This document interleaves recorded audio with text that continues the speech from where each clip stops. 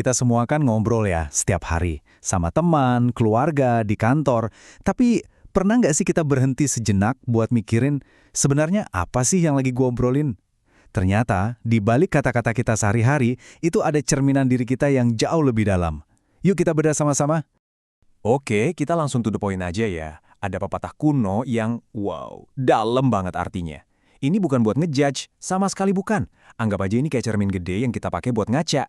Nah, dari 3 jenis obrolan ini, kira-kira obrolan kita paling sering nyangkut di mana ya?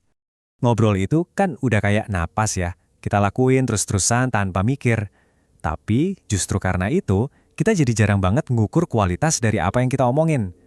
Nah, pepatah tadi itu ngasih kita semacam kerangka yang simple, tapi jitu banget buat mulai ngelihat, obrolan gue ini berbobot nggak ya? Ini tuh negasin satu hal yang penting banget. Menjaga lisan itu bukan cuma soal sopan santun. Ini soal melindungi diri kita sendiri loh. Setiap kata yang kita tahan atau kita pilih dengan hati-hati, itu sebenarnya kayak kita lagi bangun benteng buat ketenangan hidup kita. Jadi intinya, jaga omongan itu ya, jaga diri. Nah, sekarang kita masuk ke jantungnya nih. Kata-kata yang keluar dari mulut kita itu nggak asal muncul gitu aja.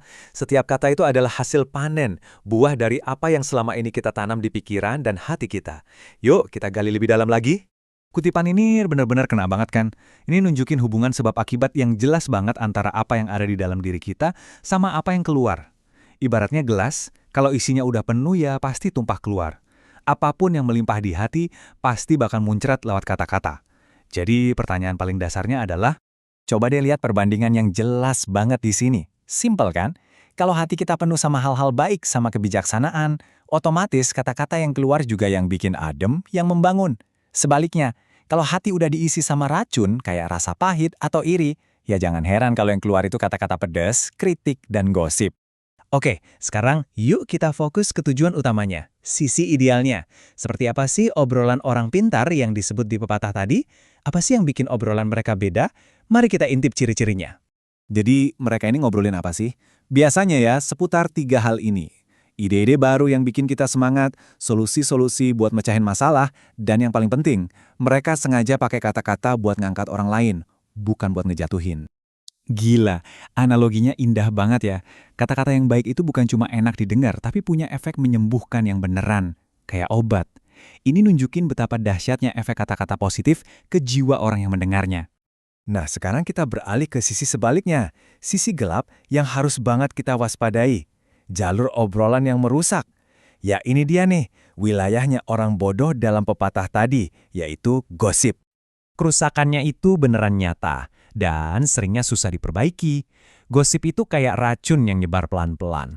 Dia bisa bikin salah paham, nyakitin hati orang dalam banget, dan ujung-ujungnya ngancurin kepercayaan yang udah dibangun susah payah. Dan disinilah poin kuncinya. Setiap kali kita mau ngomong, sadar atau enggak, kita tuh lagi dihadapkan sama pilihan. Kita mau pakai kata-kata kita buat apa? Buat menginspirasi, menyembuhkan, dan nyatuin orang, atau buat menyesatkan, nyakitin, dan mecah belah. Cuma ada 2 jalur, dan tujuannya beda banget.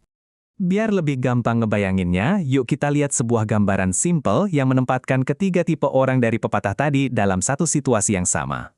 Coba bayangin orang pertama. Dia ngomong dengan semangat, matanya berbinar, ceritain sebuah ide baru. Sebuah konsep yang bisa aja bawa perubahan baik buat banyak orang.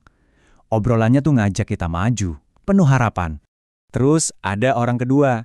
Obrolannya ya netral-netral aja, isinya cuma laporan kejadian hari itu. Tadi gini, terus gitu.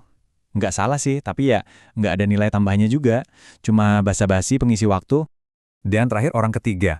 Nah, yang ini energinya beda banget. Fokusnya cuma satu, nyari-nyari salahnya orang lain.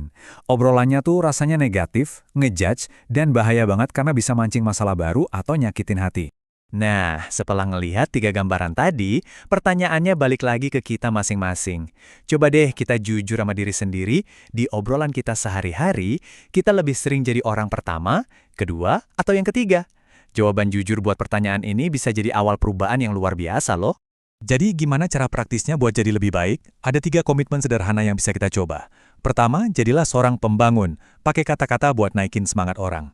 Kedua, jadilah pembawa ide, bagiin gagasan dan solusi. Dan ketiga, jadilah pembawa damai, pastikan setiap omongan kita tujuannya buat bawa kebaikan.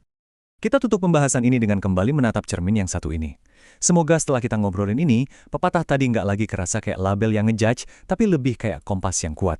Sebuah pengingat bahwa pilihan kata-kata kita setiap hari, sekecil apapun, punya kekuatan buat ngebentuk dunia di sekitar kita jadi tempat yang jauh lebih baik.